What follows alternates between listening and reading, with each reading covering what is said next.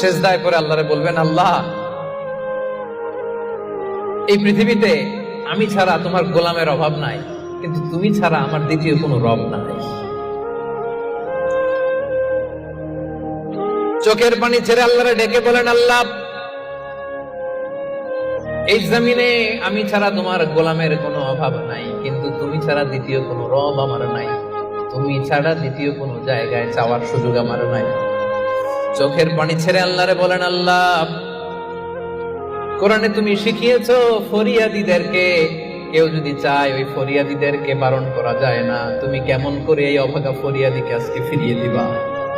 চোখের পানি ছেড়ে আল্লাহর কাছে চান, সব তিনি দিয়ে দিতে পারেন। চিল্লায় বলেন ঠিক কিনা?